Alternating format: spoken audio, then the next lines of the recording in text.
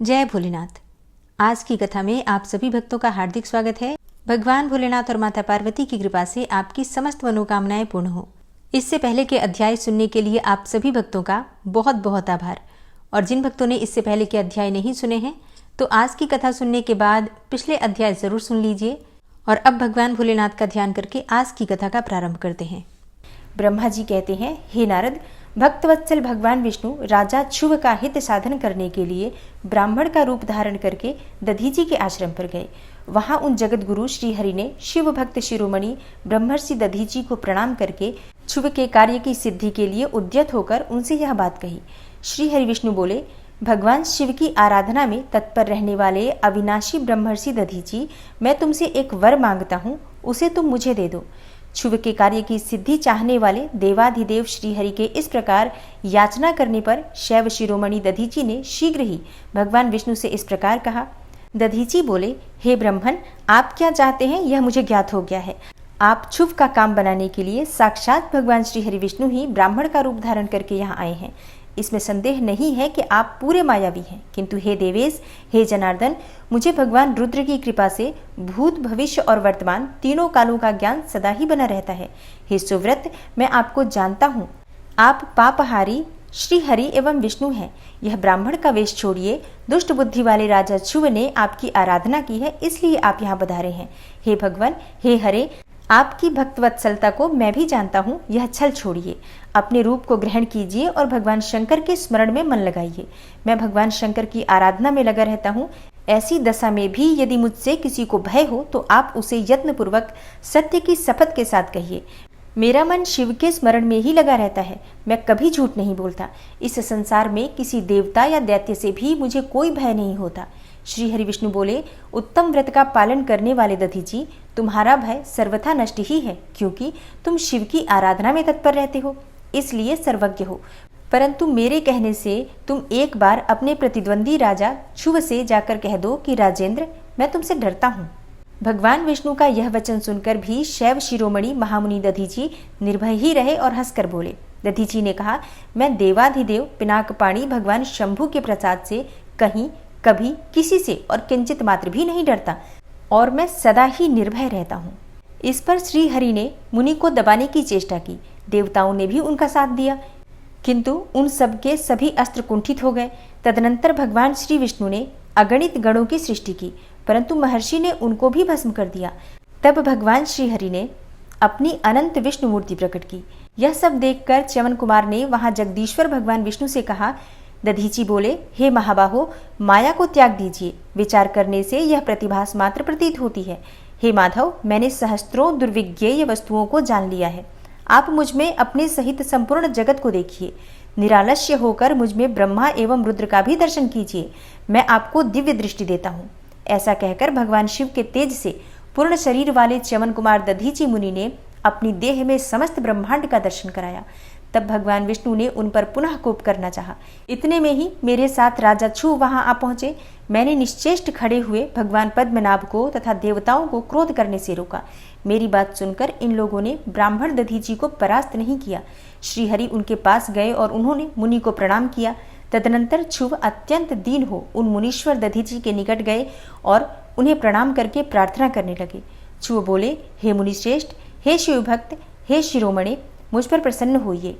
परमेश्वर, आप दुर्जनों की दृष्टि से दूर रहने वाले हैं, मुझ पर कृपा कीजिए। ब्रह्मा जी कहते हैं, हे नारद, राजा ध्रुव की यह बात सुनकर तपस्या के निधि ब्राह्मण दधीची ने उन पर अनुग्रह किया। तत्पश्चात श्री विष्णु आदि को देखकर वे मुनि क्रोध से व्याकुल हो गए और मन ही मन शिव का स्मरण करके भगवान विष्णु तथा देवताओं को शाप देने लगे। दधीची ने कहा, देवराज इंद्र सहित देवताओं और मुनीश्वरों, तुम लोग रुद्र की क्रोधाग्नि से श्री विष्णु तथा अपने गणों सहित पराजित और ध्वस्त हो जाओ। देवताओं को इस तरह श्राप देकर ध्रुव की ओर देखकर देवताओं और राजाओं के पूजनीय द्विज श्रेष्ठ दधीची ने कहा, हे राजेंद्र, ब्राह्मण ही बली और प्रभावशाली होते हैं। ऐसा स्पष्ट रूप से कहकर ब्राह्मण दधीची अपने आश्रम में प्रविष्ट हो गए। फिर दधीची को नमस्कार मात्र करके ध्रुव अपने घर को लौट आए। तत्पश्चात भगवान विष्णु देवताओं के साथ जैसे आए थे उसी तरह अपने वैकुंठ लोक को लौट गए। इस प्रकार वह स्थान स्थानेश्वर नामक तीर्थ के रूप में प्रसिद्ध हो गया। स्थानेश्वर की यात्रा करके मनुष्य शिव का सायुज्य प्राप्त कर लेता है। हे तात, मैंने तुम्हें संक्षेप से क्षुभ और दधीचि के विवाद की कथा सुनाई और भगवान शंकर को छोड़कर केवल ब्रह्मा और विष्णु को ही जो श्राप प्राप्त हुआ था उसका वर्णन भी किया। जो क्षुभ और दधीचि के विवाद संबंधी इस प्रसंग का नित्य पाठ करता है वह अपमृत्यु को जीतकर देह त्याग के पश्चात ब्रह्मलोक को जाता है। जो इसका पाठ करके रणभूमि में प्रवेश करता है उसे कभी मृत्यु का भय नहीं होता तथा वह निश्चय ही विजयी होता है। नारद जी कहते हैं, हे विधाता, हे महाप्राज्ञ, आप शिव तत्व का साक्षात्कार कराने वाले हैं। आपने यह बड़ी अद्भुत एवं रमणीय शिवलीला सुनाई है। हे तात, वीरभद्र जब दक्ष के यज्ञ का विनाश करके कैलाश पर्वत पर चले गए तब क्या हुआ, यह भी हमें बताइए। तब ब्रह्मा जी बोले, हे नारद, रुद्रदेव के सैनिकों ने जिनके अंग भंग कर दिए थे वे समस्त पराजित देवता और मुनि उस समय मेरे लोक में आए। वहां मुझ स्वयंभू को नमस्कार करके सबने बारंबार मेरा स्तवन किया, फिर अपने विशेष क्लेश को पूर्ण रूप से सुनाया। उसे सुनकर मैं पुत्र शोक से पीड़ित हो गया और अत्यंत व्यग्र हो व्यथित चित्त से बड़ी चिंता करने लगा। फिर मैंने बड़ी ही भक्ति भाव से भगवान विष्णु का स्मरण किया। इससे मुझे समयोचित ज्ञान प्राप्त हुआ। तदनंतर देवताओं और मुनियों के साथ मैं विष्णुलोक में गया और वहां भगवान विष्णु को नमस्कार एवं नाना प्रकार के स्तोत्रों द्वारा उनकी स्तुति करके उनसे अपना दुख निवेदन किया। मैंने कहा, हे देव, जिस तरह से भी यह यज्ञ पूर्ण हो, यजमान जीवित हो और समस्त देवता तथा मुनि सुखी हो जाएं, वैसा उपाय कीजिए। हे देवदेव, हे रमानाथ, हे देव सुखदायक विष्णु, हम देवता और मुनि निश्चय ही आपकी शरण में आए हैं। मुझ ब्रह्मा की यह बात सुनकर भगवान लक्ष्मीपति विष्णु, जिनका मन सदा शिव में ही लगा रहता है और जिनके हृदय में कभी दीनता नहीं आती, शिव का स्मरण करके इस प्रकार बोले।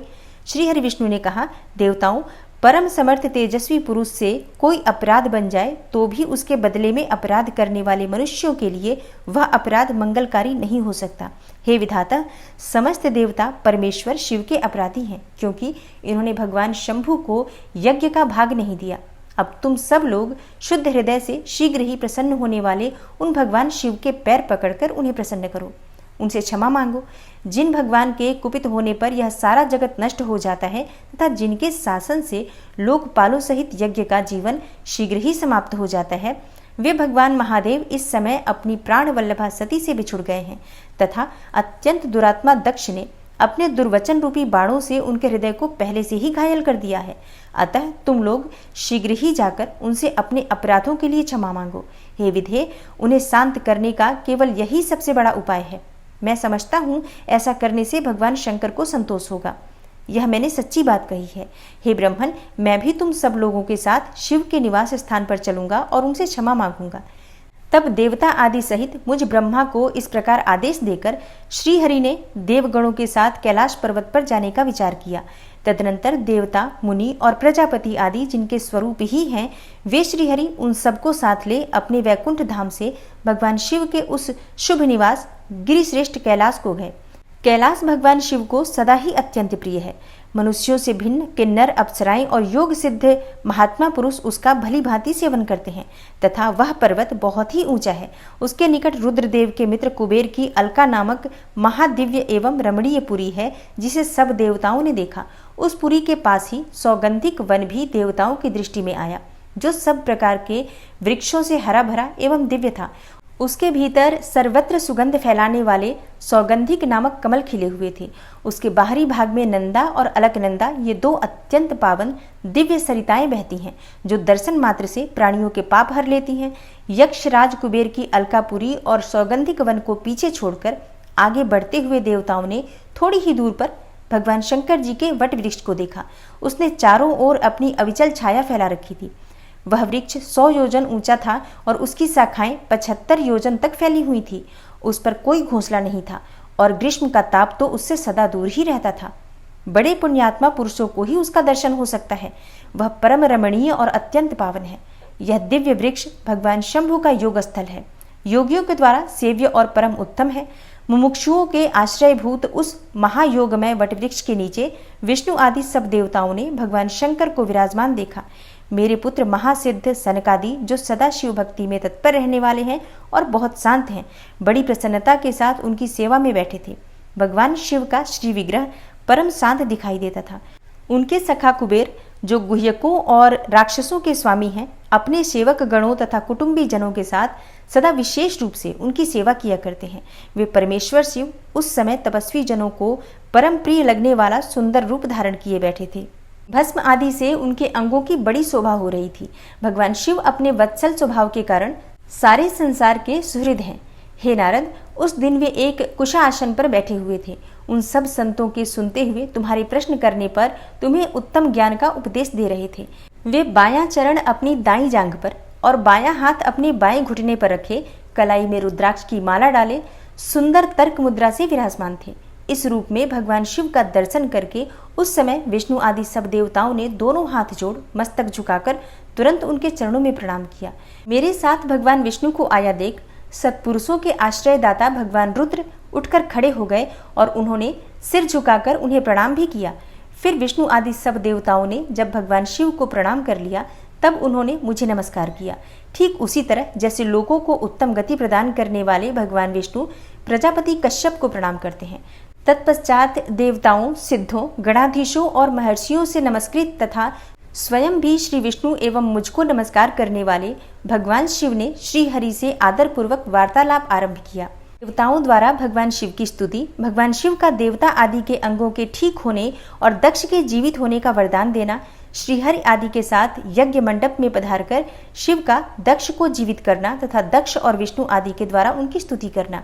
देवताओं ने भगवान शिव जी की अत्यंत विनय के साथ स्तुति करते हुए अंत में कहा, आप पर अर्थात उत्कृष्ट, परमेश्वर, परात्पर तथा परात्परतर हैं।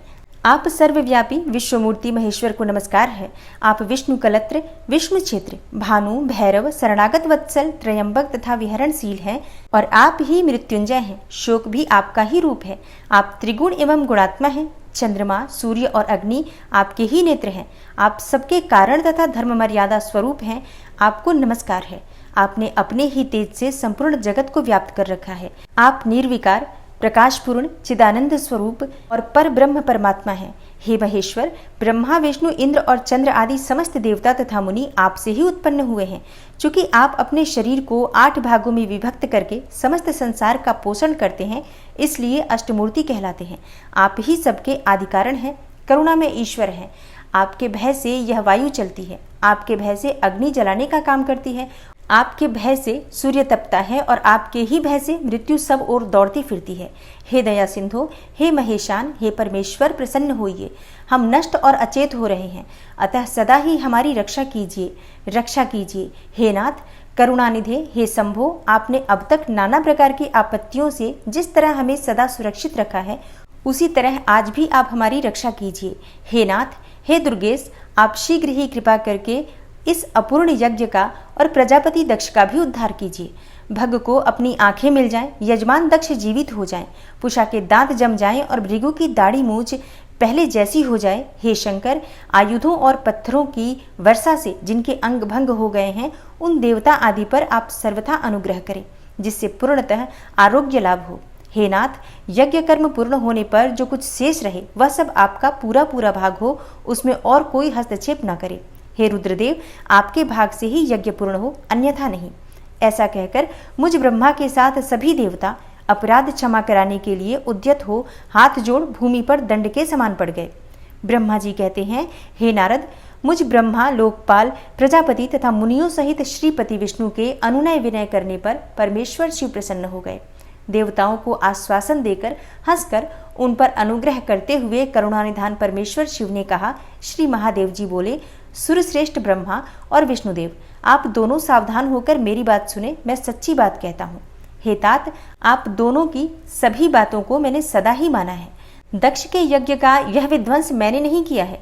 दक्ष स्वयं ही दूसरों से द्वेष करते हैं। दूसरों के प्रति जैसा बर्ताव किया जाएगा वह अपने लिए ही फलित होगा।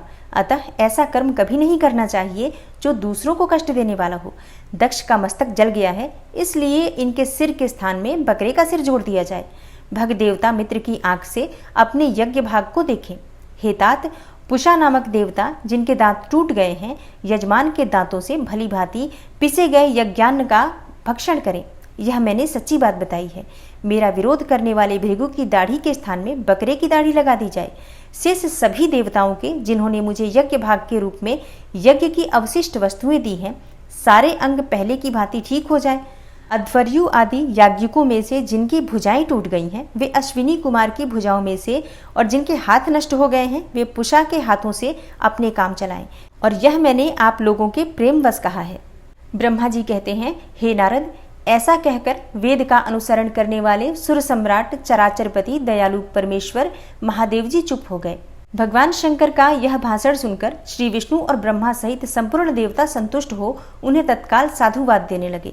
तदनंतर भगवान शंभु को आमंत्रित करके मुझ ब्रह्मा और देवर्षियों के साथ श्री विष्णु अत्यंत हर्षपूर्वक पुनः दक्ष की यज्ञशाला की ओर चले।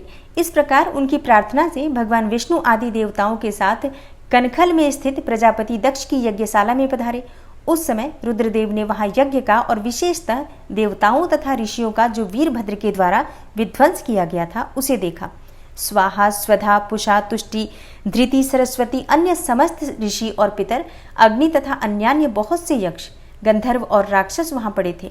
उनमें से कुछ लोगों के अंग तोड़ डाले गए थे, कुछ लोगों के बाल नोच लिए गए थे, और कितने ही उस सम्रांगण में अपने प्राणों से हाथ धो बैठे थे। उस यज्ञ की ऐसी दुर्वस्था देखकर भगवान शंकर ने अपने गणनायक महापराक्रमी वीरभद्र को बुलाकर हंसते हुए कहा, महाबाहु वीरभद्र, यह तुमने कैसा काम किया? हे तात, तुमने थोड़ी ही देर में देवता तथा ऋषि आदि को बड़ा भारी दंड दे दिया। हे वत्स, जिसने ऐसा द्रोहपूर्ण कार्य किया, इस विलक्षण यज्ञ का आयोजन किया और जिसे ऐसा फल मिला, उस दक्ष को तुम शीघ्र यहाँ ले आओ। भगवान शंकर के ऐसा कहने पर वीरभद्र ने बड़ी उतावली के साथ दक्ष का धड़ लाकर उनके सामने डाल दिया। दक्ष के उस शव को सिर से रहित देख लोक कल्याणकारी भगवान शंकर ने आगे खड़े हुए वीरभद्र से हंसकर पूछा, दक्ष का सिर कहाँ है? तब प्रभावशाली वीरभद्र ने कहा, हे प्रभु शंकर, मैंने तो उसी समय दक्ष के सिर को आग में होम दिया था। वीरभद्र की यह बात सुनकर भगवान शंकर ने देवताओं को प्रसन्नतापूर्वक वैसी ही आज्ञा दी जो पहले दे रखी थी। भगवान भव ने उस समय जो कुछ कहा था उसकी मेरे द्वारा पूर्ति कराकर श्री हरि आदि सब देवताओं ने भृगु आदि सबको शीघ्र ही ठीक कर दिया। तदनंतर शंभु के आदेश से प्रजापति के धड़ के साथ यज्ञ पशु बकरे का सिर जोड़ दिया गया। तब उस सिर के जोड़े जाते ही शंभु की शुभ दृष्टि पड़ने से प्रजापति के शरीर में प्राण आ गए और वे तत्काल सोकर जगे हुए पुरुष की भांति उठकर खड़े हो गए। उठते ही उन्होंने अपने सामने करुणानिधि भगवान शंकर को देखा। देखते ही दक्ष के हृदय में प्रेम उमड़ आया। उस प्रेम ने उनके अंतःकरण को निर्मल एवं प्रसन्न कर दिया। पहले महादेव जी से द्वेष करने के कारण उनका अंतःकरण मलिन हो गया था, परंतु उस समय शिव के दर्शन से वे तत्काल शरद ऋतु के चंद्रमा की भांति निर्मल हो गए। उनके मन में भगवान शिव की स्तुति करने का विचार उत्पन्न हुआ, परंतु वे अनुरागाधिक्य के कारण तथा अपनी मरी हुई पुत्री का स्मरण करके व्याकुल हो जाने के कारण तत्काल उनका स्तवन न कर सके। थोड़ी देर बाद मन स्थिर होने पर दक्ष ने लज्जित हो लोक शंकर शिव शंकर को प्रणाम किया और उनकी स्तुति आरंभ की। उन्होंने भगवान शंकर की महिमा गाते हुए बारंबार उन्हें प्रणाम किया। फिर अंत में कहा, हे परमेश्वर, आपने ब्रह्मा होकर सबसे पहले आत्मतत्व का ज्ञान प्राप्त करने के लिए अपने मुख से विद्या, तप और व्रत धारण करने वाले ब्राह्मणों को उत्पन्न किया था। जैसे ग्वाला लाठी लेकर गौओं की रक्षा करता है, उसी प्रकार मर्यादा का पालन करने वाले आप परमेश्वर दंड धारण किए उन साधु ब्राह्मणों की सभी विपत्तियों से रक्षा करते हैं। मैंने दुर्वचन रूपी बाणों से आप परमेश्वर को बींध डाला था, फिर भी आप मुझ पर अनुग्रह करने के लिए यहाँ आ गए। अब मेरी ही तरह अत्यंत दैन्यपूर्ण आशा वाले इन देवताओं पर भी कृपा कीजिए। हे भक्तवत्सल, हे दीनबंधो, हे शंभो, मुझ में आपको प्रसन्न करने के लिए कोई गुण नहीं है। आप षड्विध ऐश्वर्य से संपन्न परात्पर परमात्मा हैं, अतः अपने ही बहुमूल्य उदारतापूर्ण बर्ताव से मुझ पर संतुष्ट हो। ब्रह्मा जी कहते हैं, हे नारद, इस प्रकार लोक कल्याणकारी महाप्रभु महेश्वर शंकर की स्तुति करके विनीत चित्त प्रजापति दक्ष चुप हो गए। तदनंतर श्री हरि विष्णु ने हाथ जोड़कर भगवान वृषभध्वज को प्रणाम करके प्रसन्नतापूर्ण हृदय और वाष्प गदगद वाणी द्वारा उनकी स्तुति प्रारंभ की। तदनंतर मैंने कहा, हे देवदेव, हे महादेव, हे करुणासागर, हे प्रभो, आप स्वतंत्र परमात्मा हैं, अद्वितीय एवं अविनाशी परमेश्वर हैं। हे देव, हे ईश्वर, आपने मेरे पुत्र पर अनुग्रह किया। अपने अपमान की ओर कुछ भी ध्यान न देकर दक्ष के यज्ञ का उद्धार कीजिए। हे देवेश्वर, आप प्रसन्न होइए और समस्त शापों को दूर कर दीजिए। आप सज्ञान हैं, अतः आप ही मुझे कर्तव्य की ओर प्रेरित करने वाले हैं और आप ही अकर्तव्य से रोकने वाले हैं। हे महामुने, इस प्रकार परम महेश्वर की स्तुति करके मैं दोनों हाथ जोड़ मस्तक झुकाकर खड़ा हो गया। तब सुंदर विचार रखने वाले इंद्र आदि देवता और लोकपाल शंकर देव की स्तुति करने लगे। उस समय भगवान शिव का मुखारविंद प्रसन्नता से खिल उठा था। के बाद प्रसन्न चित्त हुए समस्त देवताओं, दूसरे दूसरे सिद्धों, ऋषियों और प्रजापतियों ने भी शंकर जी का सहर्ष स्तवन किया। इसके अतिरिक्त उपदेवों, नागों, सदस्यों तथा ब्राह्मणों ने पृथक पृथक प्रणाम पूर्वक बड़े भक्तिभाव से उनकी स्तुति की। ब्रह्मा जी कहते हैं, हे नारद, इस प्रकार श्री विष्णु के, मेरे, देवताओं और ऋषियों के तथा अन्य लोगों के स्तुति करने पर महादेव जी बड़े प्रसन्न हुए। फिर उन शंभु ने समस्त ऋषियों, देवता आदि को कृपा दृष्टि से देखकर तथा मुझ ब्रह्मा और विष्णु का समाधान करके दक्ष से इस प्रकार कहा। महादेव जी बोले, प्रजापति दक्ष, मैं जो कुछ कहता हूँ ध्यान से सुनो। मैं तुम पर बहुत प्रसन्न हूँ। यद्यपि मैं सबका ईश्वर और स्वतंत्र हूँ, तो भी सदा ही अपने भक्तों के अधीन रहता हूँ। 4 प्रकार के पुण्यात्मा पुरुष मेरा भजन करते हैं। हे दक्ष प्रजापति, उन चारों भक्तों में पूर्व की अपेक्षा उत्तरोत्तर श्रेष्ठ हैं। उनमें पहला आर्त, दूसरा जिज्ञासु, तीसरा अर्थार्थी और चौथा ज्ञानी है। पहले के 3 तो सामान्य श्रेणी के भक्त हैं, किंतु चौथा का अपना विशेष महत्व है। उन सब भक्तों में चौथा ज्ञानी ही मुझे अधिक प्रिय है। वह मेरा रूप माना गया है। उससे बढ़कर दूसरा कोई मुझे प्रिय नहीं है। यह मैं सत्य सत्य कहता हूँ। मैं आत्मज्ञ हूँ। वेद वेदांत के पारगामी विद्वान ज्ञान के द्वारा मुझे जान सकते हैं। जिनकी बुद्धि मंद है, वे ही ज्ञान के बिना मुझे पाने का प्रयत्न करते हैं। कर्म के अधीन हुए मूढ़ मानव मुझे वेद, यज्ञ, दान और तपस्या द्वारा भी कभी नहीं पा सकते। अतः दक्ष, आज से तुम बुद्धि के द्वारा मुझ परमेश्वर को जानकर ज्ञान का आश्रय ले समाहित चित्त होकर कर्म करो। हे प्रजापते, तुम उत्तम बुद्धि के द्वारा मेरी दूसरी बात भी सुनो। मैं अपने सगुण स्वरूप के विषय में भी इस गोपनीय रहस्य को धर्म की दृष्टि से तुम्हारे सामने प्रकट करता हूँ। जगत का परम कारण रूप मैं ही ब्रह्मा और विष्णु हूँ। मैं सबका आत्मा, ईश्वर और साक्षी हूँ। स्वयं प्रकाश तथा निर्विशेष हूँ। हे मुने, अपनी त्रिगुणात्मिका माया को स्वीकार करके मैं ही जगत की सृष्टि, पालन और संहार करता हुआ उन क्रियाओं के अनुरूप ब्रह्मा, विष्णु और रुद्र नाम धारण करता हूँ। उस अद्वितीय अर्थात भेद रहित, केवल विशुद्ध मुझ पर ब्रह्म परमात्मा में ही अज्ञानी पुरुष ब्रह्म, ईश्वर तथा अन्य समस्त जीवों को भिन्न रूप से देखता है। जैसे मनुष्य अपने सिर और हाथ आदि अंगों में ये मुझसे भिन्न है, ऐसी परकीय बुद्धि कभी नहीं करता, उसी तरह मेरा भक्त प्राणी मात्र में भी मुझसे भिन्नता नहीं देखता।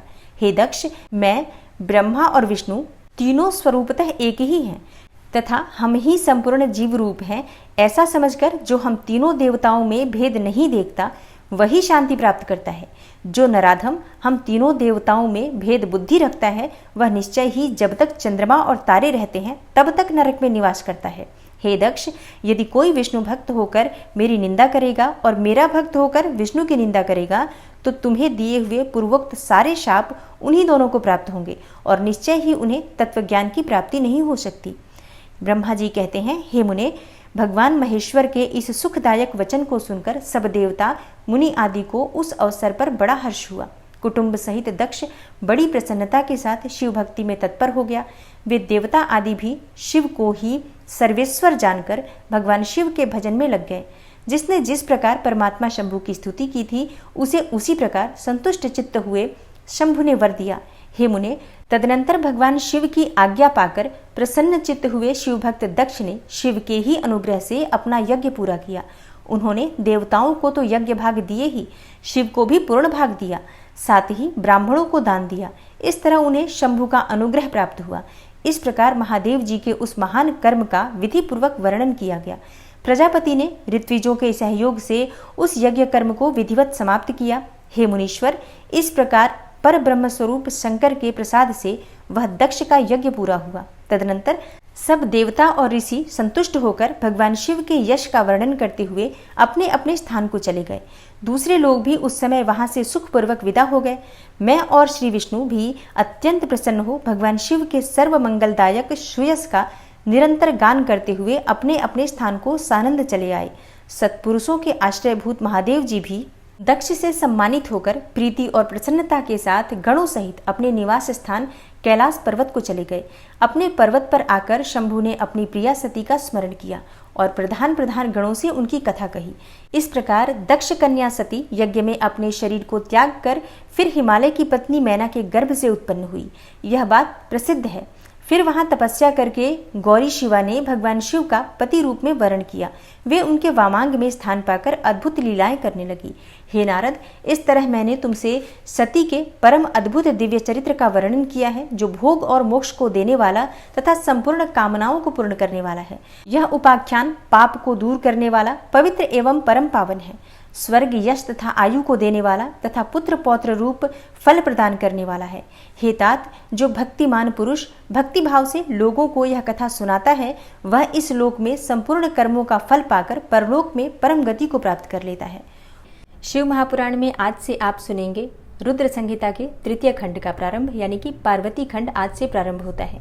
और शिव पुराण में पार्वती खंड को बहुत अधिक महत्व दिया जाता है, क्योंकि इसमें हिमालय और मैना के घर माता पार्वती के जन्म से लेकर और उनके विवाह तक, भगवान शिव और पार्वती के विवाह तक की संपूर्ण जानकारी बहुत विस्तृत रूप में दी गई है। तो ये खंड बहुत महत्वपूर्ण होता है। इस कथा को सुनने मात्र से भगवान शिव और माता पार्वती की विशेष कृपा प्राप्त होती है। तो पूरे भक्ति भाव से इस पावन कथा का श्रवण करते हैं। तो सबसे पहला जो अध्याय है, हिमालय के स्थावर जंगम द्विविध स्वरूप एवं दिव्यत्व का वर्णन, मैना के साथ उनके विवाह तथा मैना आदि को पूर्व जन्म में प्राप्त हुए सनकादि के शाप एवं वरदान का कथन है। नारद जी ने पूछा, हे ब्रह्मण, पिता के यज्ञ में अपने शरीर का परित्याग करके दक्ष कन्या जगदम्बा सती देवी किस प्रकार गिरिराज हिमालय की पुत्री हुई? किस तरह अत्यंत उग्र तपस्या करके उन्होंने पुनः शिव को ही पति रूप में प्राप्त किया? ये मेरा प्रश्न है, आप इस पर भली भांति और विशेष रूप से प्रकाश डालिए। ब्रह्मा जी ने कहा, हे मुने, हे नारद, तुम पहले पार्वती की माता के जन्म, विवाह और अन्य भक्तिवर्धक पावन चरित्र सुनो। हे मुनिश्रेष्ठ, उत्तर दिशा में पर्वतों का राजा हिमवान नामक महान पर्वत है, जो महातेजस्वी और समृद्धिशाली है। उसके दो रूप प्रसिद्ध हैं, एक स्थावर और दूसरा जंगम। मैं संक्षेप से उसके सूक्ष्म अर्थात स्थावर स्वरूप का वर्णन करता हूँ। वह रमणीय पर्वत नाना प्रकार के रत्नों का आकर अर्थात खान है और पूर्व तथा पश्चिम समुद्र के भीतर प्रवेश करके इस तरह खड़ा है मानो भूमंडल को नापने के लिए कोई मानदंड हो। वह नाना प्रकार के वृक्षों से व्याप्त है और अनेक शिखरों के कारण विचित्र शोभा से संपन्न दिखाई देता है। सिंह और व्याघ्र आदि पशु सदा सुखपूर्वक उसका सेवन करते हैं। हिम का तो वह भंडार ही है, इसलिए अत्यंत उग्र जान पड़ता है। भांति भांति के आश्चर्यजनक दृश्यों से उसकी विचित्र शोभा होती है। देवता, ऋषि, सिद्ध और मुनि उस पर्वत का आश्रय लेकर रहते हैं। भगवान शिव को वह बहुत ही प्रिय है, तपस्या करने का स्थान है। स्वरूप से ही वह अत्यंत पवित्र और महात्माओं को भी पावन करने वाला है। तपस्या में वह अत्यंत शीघ्र सिद्धि प्रदान करता है। अनेक प्रकार के धातुओं की खान और बहुत शुभ है। वहीं दिव्य शरीर धारण करके सर्वांग सुंदर रमणीय देवता के रूप में भी स्थित है। भगवान विष्णु का अविकृत अंश है, इसलिए वह शैलराज साधु संतों को अत्यधिक प्रिय है। एक समय गिरिवर हिमवान ने अपनी कुल परंपरा की स्थिति और धर्म की वृद्धि के लिए देवताओं तथा पितरों का हित करने की अभिलाषा से अपना विवाह करने की इच्छा की। हे मुनीश्वर, उस अवसर पर संपूर्ण देवता अपने स्वार्थ का विचार करके दिव्य पितरों के पास जाकर उनसे प्रसन्नता पूर्वक बोले। देवताओं ने कहा, हे पितरों, आप सब लोग प्रसन्न चित्त होकर हमारी बात सुने और यदि देवताओं का कार्य सिद्ध करना आपको भी अभिष्ट हो तो शीघ्र वैसा ही करें। आपकी ज्येष्ठ पुत्री जो मैना नाम से प्रसिद्ध है, वह मंगल रूपिणी है। उसका विवाह आप लोग अत्यंत प्रसन्नता पूर्वक हिमवान पर्वत से कर दें। ऐसा करने पर आप सब लोगों को सर्वथा महान लाभ होगा और देवताओं के दुखों का निवारण भी पग पग पर होता रहेगा। देवताओं की यह बात सुनकर पितरों ने परस्पर विचार करके स्वीकृति दे दी और अपनी पुत्री मैना को विधि पूर्वक हिमालय के हाथ में दे दिया। उस समय मंगलमय विवाह में बड़ा उत्सव मनाया गया। हे मुनीश्वर नारद, मैना के साथ हिमालय के शुभ विवाह का यह सुखद प्रसंग मैंने तुमसे प्रसन्नता पूर्वक कहा है। अब और क्या सुनना चाहते हो? नारद जी ने पूछा, हे विधे, हे विद्वन, अब आदर पूर्वक मेरे सामने मैना की उत्पत्ति का वर्णन कीजिए। उसे किस प्रकार श्राप प्राप्त हुआ था, यह कहिए और मेरे संदेह का निवारण कीजिए। ब्रह्मा जी बोले, हे मुने, मैंने अपने दक्ष नामक जिस पुत्र की पहले चर्चा की है, उनके 60 कन्याएं हुई थी, जो सृष्टि की उत्पत्ति में कारण बनी। हे नारद, दक्ष ने कश्यप आदि श्रेष्ठ मुनियों के साथ उनका विवाह किया था। यह सब वृतांत तो तुम्हें विदित ही है। अब प्रस्तुत विषय को सुनो। उन कन्याओं में एक स्वधा नाम की कन्या थी, जिसका विवाह उन्होंने पितरों के साथ किया। स्वधा की 3 पुत्रियां थीं, जो सौभाग्यशालिनी तथा धर्म की मूर्ति थी। उनमें से ज्येष्ठ पुत्री का नाम मैना था, मंजली धन्या के नाम से प्रसिद्ध थी, और सबसे छोटी का नाम कलावती था। ये सारी कन्याएं पितरों की मानसी पुत्रियां थीं। उनके मन से प्रकट हुई थी। इनका जन्म किसी माता के गर्भ से नहीं हुआ था, अतएव ये अयोनिजा थी। केवल लोक व्यवहार से स्वधा की पुत्री मानी जाती थी। हे मुनीश्वर, इनके सुंदर नामों का कीर्तन करने मात्र से मनुष्य संपूर्ण अभीष्ट को प्राप्त कर लेता है। ये सदा संपूर्ण जगत की वंदनीय लोक माताएं हैं और उत्तम अभ्युदय से सुशोभित रहती हैं। ये सब की सब परम योगिनी, ज्ञान निधि तथा तीनों लोकों में सर्वत्र जा सकने वाली हैं। हे मुनीश्वर, एक समय में वे तीनों बहनें भगवान विष्णु के निवास स्थान श्वेतद्वीप में उनका दर्शन करने के लिए गईं। भगवान विष्णु को प्रणाम करके, भक्तिपूर्वक उनकी स्तुति करके वे उन्हीं की आज्ञा से वहां ठहर गईं। उस समय वहां संतों का बड़ा भारी समाज एकत्र हुआ था। हे मुने, उसी अवसर पर मेरे पुत्र सनकादि सिद्धगण भी वहां गए और श्री हरि की स्तुति वंदना करके उन्हीं की आज्ञा से वहां ठहर गए। सनकादि मुनि देवताओं के आदि पुरुष और संपूर्ण लोकों में वंदित हैं। वे सब जब वहां आकर खड़े हुए, उस समय श्वेतद्वीप के सब लोग उन्हें देखकर प्रणाम करते हुए उठकर खड़े हो गए, परंतु ये तीनों बहनें उन्हें देखकर भी वहां नहीं उठी। इससे सनत कुमार ने उनको मर्यादा रक्षार्थ उन्हें स्वर्ग से दूर होकर नर स्त्री बनने का शाप दे दिया। फिर उनके प्रार्थना करने पर वे प्रसन्न हो गए और बोले। सनत कुमार ने कहा, पितरों की तीनों कन्याओं, तुम प्रसन्न चित्त होकर मेरी बात सुनो। यह तुम्हारे शोक का नाश करने वाली और सदा ही तुम्हें सुख देने वाली है। तुम में से जो ज्येष्ठ हैं, वह भगवान विष्णु की अंशभूत हिमालय गिरी की पत्नी होगी। उससे जो कन्या होगी, वह पार्वती के नाम से विख्यात होगी। पितरों की दूसरी प्रिय कन्या योगिनी धन्या राजा जनक की पत्नी होगी। उसकी कन्या के रूप में महालक्ष्मी अवतीर्ण होंगी, जिनका नाम सीता होगा। इसी प्रकार पितरों की छोटी पुत्री कलावती द्वापर के अंतिम भाग में वृषभानु वैश्य की पत्नी होगी और उसकी प्रिय पुत्री राधा के नाम से विख्यात होगी। योगिनी मेनका अर्थात मैना पार्वती जी के वरदान से अपने पति के साथ उसी शरीर से कैलाश नामक परम पद को प्राप्त हो जाएगी। धन्या तथा उनके पति जनक कुल में उत्पन्न हुए जीवन मुक्त महायोगी राजा शीरध्वज लक्ष्मी स्वरूपा सीता के प्रभाव से वैकुंठ धाम में जाएंगे। वृषभानु के साथ वैवाहिक मंगल कृत्य संपन्न होने के कारण जीवन मुक्त योगिनी कलावती भी अपनी कन्या राधा के साथ गोलोक धाम में जाएंगी। इसमें कोई संशय नहीं है। विपत्ति में पड़े बिना कहाँ किनकी महिमा प्रकट होती है। उत्तम कर्म करने वाले पुण्यात्मा पुरुषों का संकट जब टल जाता है, तब उन्हें दुर्लभ सुख की प्राप्ति होती है। अब तुम लोग प्रसन्नता पूर्वक मेरी दूसरी बात भी सुनो, जो सदा सुख देने वाली है। मैना की पुत्री जगदम्बा पार्वती देवी अत्यंत दुस्सह तप करके भगवान शिव की प्रिय पत्नी बनेंगी। धन्या की पुत्री सीता भगवान श्री राम जी की पत्नी होंगी और लोकाचार का आश्रय लेकर श्री राम के साथ विहार करेंगी। साक्षात गोलोक धाम में निवास करने वाली राधा ही कलावती की पुत्री होंगी। वे गुप्त स्नेह में बंधकर श्री कृष्ण की प्रियतमा बनेंगी। ब्रह्मा जी कहते हैं, हे नारद, इस प्रकार शाप के ब्याज से दुर्लभ वरदान देकर सबके द्वारा प्रशंसित भगवान सनत कुमार मुनि भाइयों सहित वहीं अंतर्ध्यान हो गए। हे तात, पितरों की मानसी पुत्री वे तीनों बहनें इस प्रकार शाप मुक्त होकर सुख पाकर तुरंत अपने घर को चली गईं। नारद जी बोले, हे महामते, आपने मैना के पूर्व जन्म की यह शुभ एवं अद्भुत कथा कही है। उनके विवाह का प्रसंग भी मैंने सुन लिया। अब आगे के उत्तम चरित्र का वर्णन कीजिए। ब्रह्मा जी ने कहा, हे नारद, जब मैना के साथ विवाह करके हिमवान अपने घर को गए, तब तीनों लोकों में बड़ा भारी उत्सव मनाया गया। हिमालय भी अत्यंत प्रसन्न होकर मैना के साथ अपने सुखदायक सदन में निवास करने लगे। हे मुने, उस समय श्री विष्णु आदि समस्त देवता और महात्मा मुनि गिरिराज के पास गए। उन सब देवताओं को आया देखकर महान हिमगिरी ने प्रशंसा पूर्वक उन्हें प्रणाम किया और अपने भाग्य की सराहना करते हुए भक्ति भाव से उन सबका आदर सत्कार किया। हाथ जोड़कर मस्तक झुकाकर वे बड़े प्रेम से स्तुति करने को उद्यत हुए। शैलराज के शरीर में महान रोमांच हो आया। उनके नेत्रों से प्रेम के आंसू बहने लगे।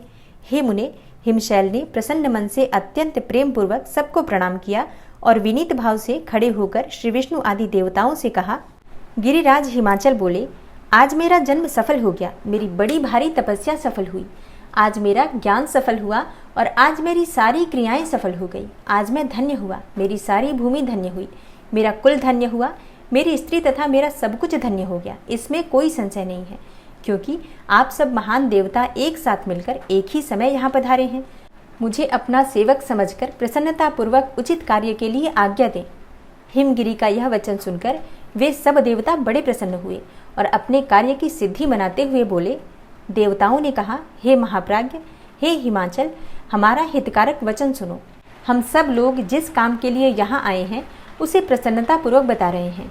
हे गिरिराज, पहले जो जगदम्बा उमा दक्ष कन्या सती के रूप में प्रकट हुई थी और रुद्र पत्नी होकर सुदीर्घ काल तक इस भूतल पर क्रीड़ा करती रही, वे ही अंबिका सती अपने पिता से अनादर पाकर अपनी प्रतिज्ञा का स्मरण करके यज्ञ में शरीर त्याग कर अपने परम धाम को पधार गई। हे हिमगिरे, यह कथा पूरे लोक में विख्यात है और तुम्हें भी विदित है। यदि वे सती पुनः तुम्हारे घर में प्रकट हो जाएं, तो देवताओं का महान लाभ हो सकता है। ब्रह्मा जी कहते हैं, श्री विष्णु आदि देवताओं की यह बात सुनकर गिरिराज हिमालय मन ही मन प्रसन्न होकर आदर से झुक गए और बोले, हे प्रभु, ऐसा हो तो बड़े सौभाग्य की बात है। तदनंतर वे देवता उन्हें बड़े आदर से उमा को प्रसन्न करने की विधि बताकर स्वयं सदाशिव पत्नी उमा की शरण में गए। एक सुंदर स्थान में स्थित होकर समस्त देवताओं ने जगदम्बा का स्मरण किया और बारंबार प्रणाम करके वे वहां श्रद्धापूर्वक उनकी स्तुति करने लगे। देवता बोले, शिवलोक में निवास करने वाली हे देवी, हे उमे, हे जगदम्बे, हे सदाशिव प्रिय, हे दुर्गे, हे महेश्वरी, हम आपको नमस्कार करते हैं। हे जगदम्बे, आप पावन शांत स्वरूप श्री शक्ति हैं, परम पावन पुष्टि हैं, अव्यक्त प्रकृति और महतत्व ये आपके ही रूप हैं और हम भक्ति पूर्वक आपको नमस्कार करते हैं। हे देवी, आप कल्याणमयी शिवा हैं, आपके हाथ भी कल्याणकारी हैं। आप शुद्ध, स्थूल, सूक्ष्म और सबका परम आश्रय हैं। अंतर विद्या और सुविद्या से अत्यंत प्रसन्न रहने वाली आप देवी को हम प्रणाम करते हैं। आप श्रद्धा हैं, आप धृति हैं, आप श्री हैं और आप ही सब में व्याप्त रहने वाली देवी हैं। आप ही सूर्य की किरणें हैं और आप ही अपने प्रपंच को प्रकाशित करने वाली हैं। ब्रह्मांड रूप शरीर और जगत के जीवों में रहकर जो ब्रह्मा से लेकर तृण पर्यंत संपूर्ण जगत की पुष्टि करती हैं, उन आदि देवी को हम नमस्कार करते हैं। आप ही वेद माता गायत्री हैं, आप ही सावित्री और सरस्वती हैं, आप ही संपूर्ण जगत के लिए वार्ता नामक वृत्ति हैं और आप ही धर्म स्वरूपा वेद त्रयी हैं। आप ही संपूर्ण भूतों में निद्रा बनकर रहती हैं और उनकी क्षुधा और तृप्ति भी आप ही हैं। आप ही तृष्णा, कांति, छवि, तुष्टि और सदा संपूर्ण आनंद को देने वाली हैं। आप ही पुण्यकर्ताओं के यहाँ लक्ष्मी बनकर रहती हैं और आप ही पापियों के घर सदा ज्येष्ठा अर्थात लक्ष्मी की बड़ी बहन दरिद्रता के रूप में वास करती हैं। आप ही जगत की शांति हैं, आप ही धारण करने वाली धात्री एवं प्राणों का पोषण करने वाली शक्ति हैं। आप ही पांचों भूतों के सार तत्व को प्रकट करने वाली तत्व स्वरूपा हैं। आप ही नीतिज्ञों की नीति तथा व्यवसाय स्वरूपिणी हैं। हे देवी, आप ही सामवेद की गीति हैं और आप ही ग्रंथि हैं। आप ही यजुर मंत्रों की आहुति हैं। ऋग्वेद की मात्रा तथा अथर्ववेद की परम गति भी आप ही हैं, जो प्राणियों के नाक, कान, नेत्र, मुख, भुजा, वक्षस्थल और हृदय में धृति रूप से स्थित होकर सदा ही उनके लिए सुख का विस्तार करती हैं, जो निद्रा के रूप में संसार के लोगों को अत्यंत सुभग प्रतीत होती हैं। वे देवी उमा जगत की स्थिति एवं पालन के लिए हम सब पर प्रसन्न हो। इस प्रकार जगत जननी सती साध्वी महेश्वरी उमा की स्तुति करके अपने हृदय में विशुद्ध प्रेम लिए वे सब देवता उनके दर्शन की इच्छा से वहीं खड़े हो गए।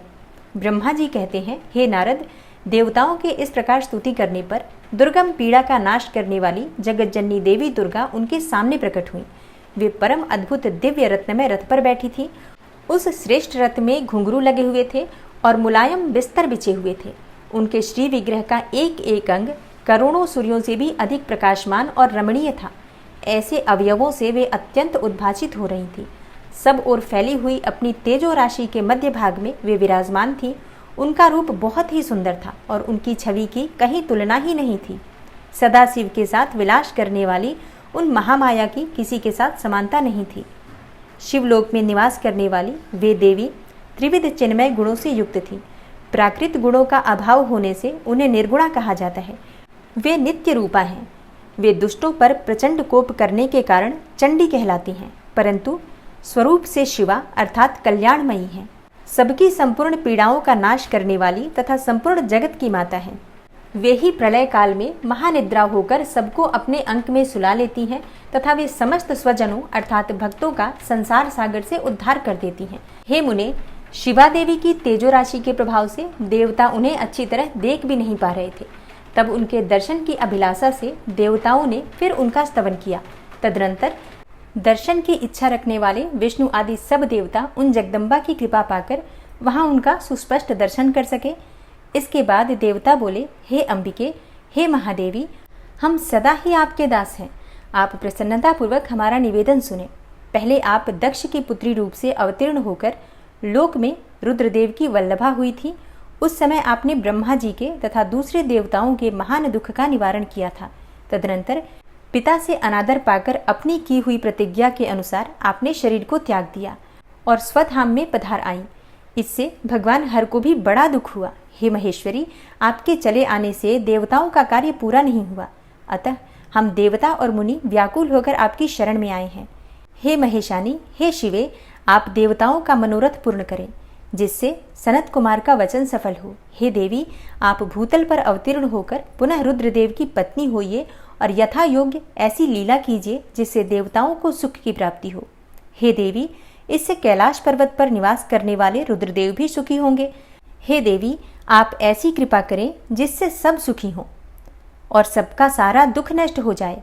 ब्रह्मा जी कहते हैं, हे नारद, ऐसा कहकर विष्णु आदि सब देवता प्रेम में मग्न हो गए और भक्ति से विनम्र होकर चुपचाप खड़े रहे।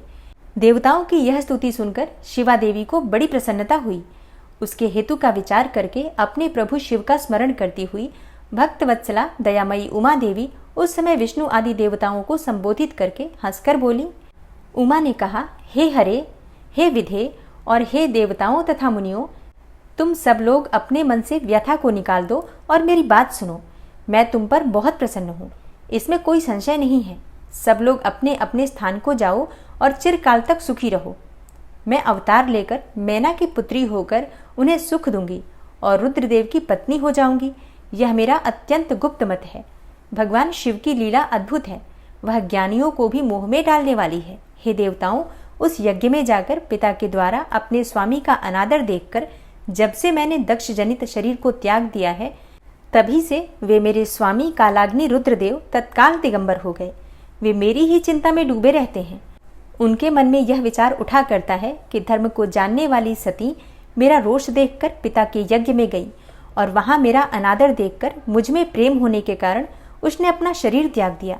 यही सोचकर वे घर बार छोड़कर अलौकिक वेश धारण करके योगी हो गए। मेरी स्वरूप भूता सती के वियोग को वे महेश्वर सहन न कर सके। हे देवताओं, भगवान रुद्र की भी यह अत्यंत इच्छा है कि भूतल पर मैना और हिमालय के घर में मेरा अवतार हो, क्योंकि वे पुनः मेरा पाणी ग्रहण करने की अधिक अभिलाषा रखते हैं। अतः मैं रुद्रदेव के संतोष के लिए अवतार लूंगी और लौकिक गति का आश्रय लेकर हिमालय पत्नी मैना की पुत्री होंगी। ब्रह्मा जी कहते हैं, हे नारद, ऐसा कहकर जगदम्बा शिवा उस समय समस्त देवताओं के देखते देखते ही अदृश्य हो गई और तुरंत अपने लोक में चली गई। तदनंतर हर्ष से भरे हुए विष्णु आदि समस्त देवता और मुनि उस दिशा को प्रणाम करके अपने अपने धाम में चले गए। नारद जी ने ब्रह्मा जी से आगे पूछा, हे पिताजी, जब देवी दुर्गा अंतर ध्यान हो गई और देवगण अपने अपने धाम को चले गए, उसके बाद क्या हुआ? ब्रह्मा जी ने कहा, मेरे पुत्रों में श्रेष्ठ विप्रवर नारद, जब विष्णु आदि देव समुदाय हिमालय और मैना को देवी की आराधना का उपदेश देकर चले गए, तब गिरिराज हिमाचल और मैना दोनों दंपत्ति ने बड़ी भारी तपस्या आरंभ की। वे दिन रात शंभु और शिवा का चिंतन करते हुए भक्त युक्त चित्त से नित्य उनकी सम्यक रीति से आराधना करने लगे।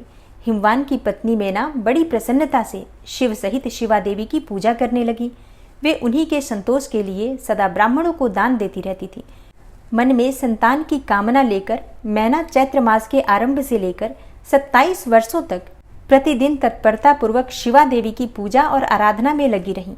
वे अष्टमी को उपवास करके नवमी को लड्डू, बलि सामग्री, पीठी, खीर और गंध पुष्प आदि देवी को भेंट करती थी।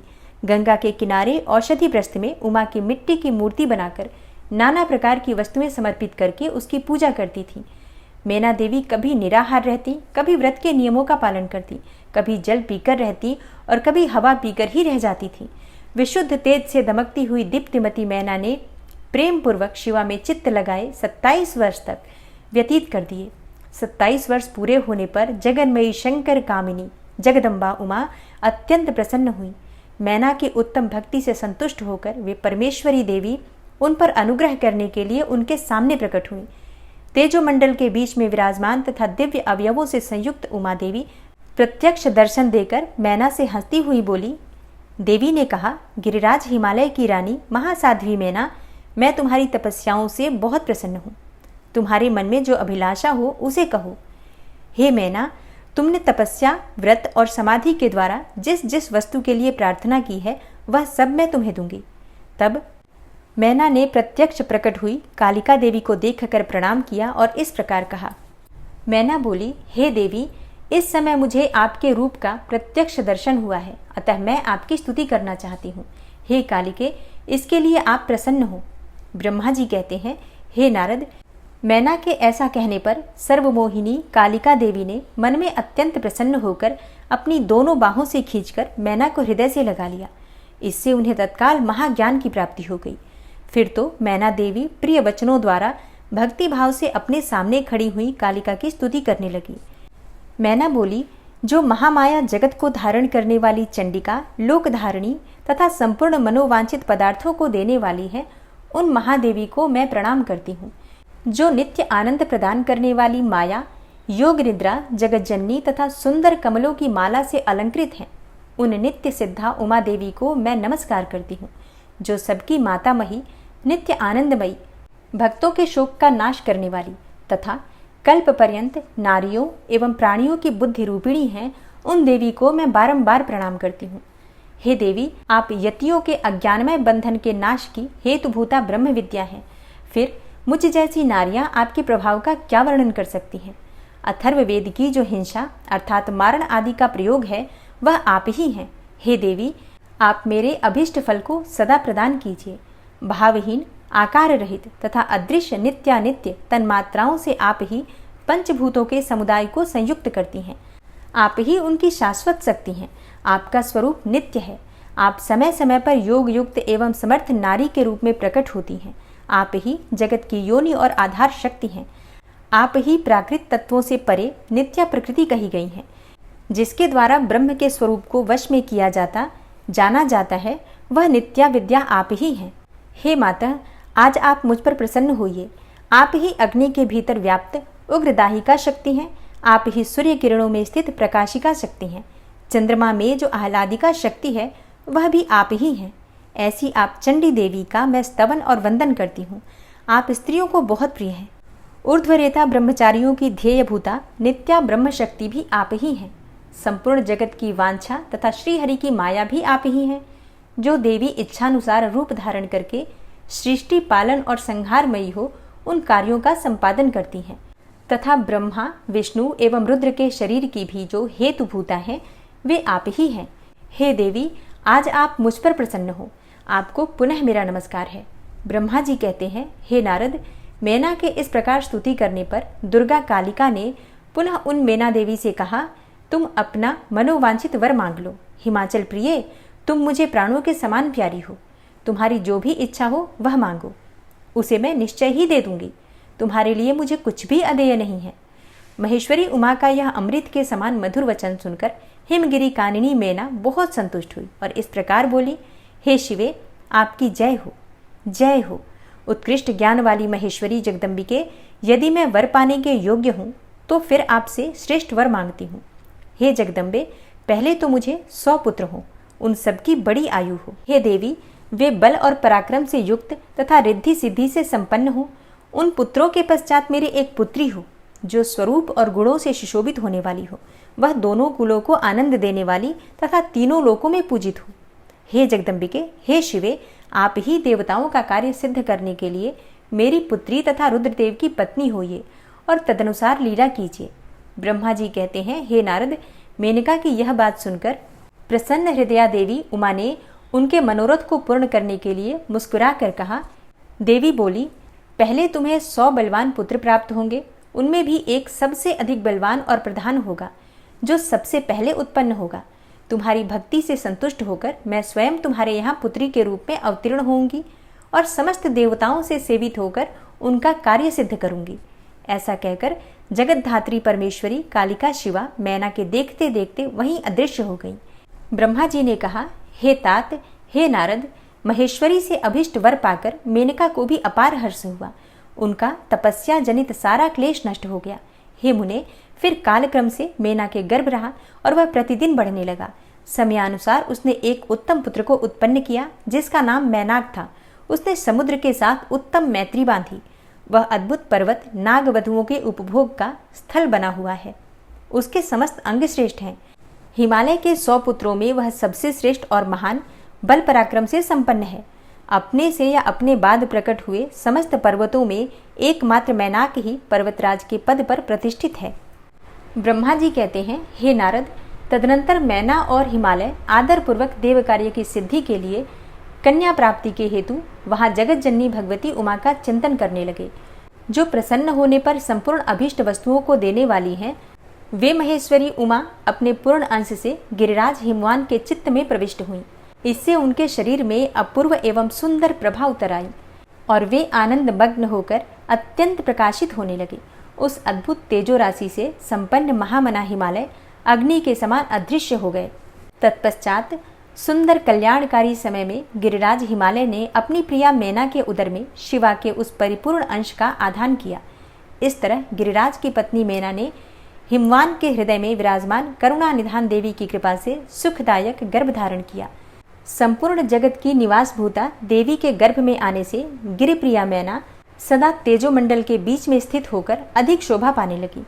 अपनी प्रिया शुभांगी मैना को देखकर गिरिराज हिमवान बड़ी प्रसन्नता का अनुभव करने लगे। गर्भ में जगदम्बा के आ जाने से वे महान तेज से संपन्न हो गई थी। हे नारद, हे मुने, उस अवसर में विष्णु आदि देवता और मुनियों ने वहां आकर गर्भ में निवास करने वाली शिवा देवी की स्तुति की और तदनंतर महेश्वरी की नाना प्रकार से स्तुति करके प्रसन्न चित्त हुए वे सब देवता अपने अपने धाम को चले गए। जब 9वां महीना बीत गया और 10वां भी पूरा हो चला, तब जगदम्बा कालिका ने संपूर्ण समय पूर्ण होने पर गर्भस्थ शिशु की जो गति होती है उसी को धारण किया, अर्थात जन्म ले लिया। उस अवसर पर आद्या शक्ति सती साध्वी शिवा पहले मैना के सामने अपने ही रूप से प्रकट हुई। वसंत ऋतु में चैत्र मास की 9वीं तिथि को मृगशिरा नक्षत्र में आधी रात के समय चंद्रमंडल से आकाश गंगा की भांति मेनका के उदर से देवी शिवा का अपने ही स्वरूप में प्रादुर्भाव हुआ। उस समय संपूर्ण संसार में प्रसन्नता छा गई। अनुकूल हवाएं चलने लगी जो सुंदर, सुगंधित एवं गंभीर थी। उस समय जल की वर्षा के साथ फूलों की वृष्टि हुई। विष्णु आदि सब देवता वहां आए। सबने सुखी होकर प्रसन्नता के साथ जगदम्बा के दर्शन किए और शिवलोक में निवास करने वाली दिव्य रूपा महामाया शिवकामिनी मंगलमयी कालिका माता का स्तवन किया। हे नारद, जब देवता लोग स्तुति करके चले गए, तब मेनका उस समय प्रकट हुई नीलकमल दल के समान कांति वाली श्याम वर्णा देवी को देखकर अतिशय आनंद का अनुभव करने लगी। देवी के उस दिव्य रूप का दर्शन करके गिरिप्रिया मैना को ज्ञान प्राप्त हो गया। वे उन्हें परमेश्वरी समझकर अत्यंत हर्ष से उल्लसित हो उठी और संतोषपूर्वक बोली। मैना ने कहा, हे जगदम्बे, हे महेश्वरी, आपने बड़ी कृपा की जो मेरे सामने प्रकट हुई। हे अंबिके, आपकी बड़ी शोभा हो रही है। हे शिवे, आप संपूर्ण शक्तियों में आद्या शक्ति तथा तीनों लोकों की जननी हैं। हे देवी, आप भगवान शिव को सदा ही प्रिय हैं तथा संपूर्ण देवताओं से प्रशंसित पराशक्ति हैं। हे महेश्वरी, आप कृपा करें और इसी रूप से मेरे ध्यान में स्थित हो जाएं। साथ ही मेरी पुत्री के अनुरूप प्रत्यक्ष दर्शनीय रूप धारण करें। ब्रह्मा जी कहते हैं, हे नारद, पर्वत पत्नी मैना की यह बात सुनकर अत्यंत प्रसन्न हुई शिवा देवी ने उस गिरिप्रिया को इस प्रकार उत्तर दिया। देवी बोली, हे मैना, तुमने पहले तत्परता पूर्वक मेरी बड़ी सेवा की थी। उस समय तुम्हारी भक्ति से प्रसन्न होकर मैं वर देने के लिए तुम्हारे निकट आई। वर मांगो। मेरी इस वाणी को सुनकर तुमने जो वर मांगा वह इस प्रकार है। हे महादेवी, आप मेरी पुत्री हो जाएं और देवताओं का हित साधन करें। तब मैंने तथास्तु कहकर तुम्हें सादर यह वर दे दिया और मैं अपने धाम को चली गई। हे गिरिकामिनी, उस वर के अनुसार समय पाकर आज मैं तुम्हारी पुत्री हुई हूँ। आज मैंने जो दिव्य रूप का दर्शन कराया है, इसका उद्देश्य इतना ही है कि तुम्हें मेरे स्वरूप का स्मरण हो जाए, अन्यथा मनुष्य रूप में प्रकट होने पर मेरे विषय में तुम अनजान ही बनी रहती। अब तुम दोनों दंपत्ति पुत्री भाव से अथवा दिव्य भाव से मेरा निरंतर चिंतन करते हुए मुझ में स्नेह रखो। इससे मेरी उत्तम गति प्राप्त होगी। मैं पृथ्वी पर अद्भुत लीला करके देवताओं का कार्य सिद्ध करूंगी। भगवान शंभु की पत्नी होंगी और सज्जनों का संकट से उद्धार करूंगी। ऐसा कहकर जगन माता शिवा चुप हो गई और उसी क्षण माता के देखते देखते प्रसन्नतापूर्वक नवजात पुत्री के रूप में परिवर्तित हो गई। प्रेम से बोलिए पार्वती माता की जय। जगत जननी जगदम्बा शिवप्रिया शिवा की जय। इस आनंददायी कथा का प्रेम पूर्वक और भक्ति पूर्वक श्रवण करने के लिए आप सभी श्रोताओं का हृदय से आभार।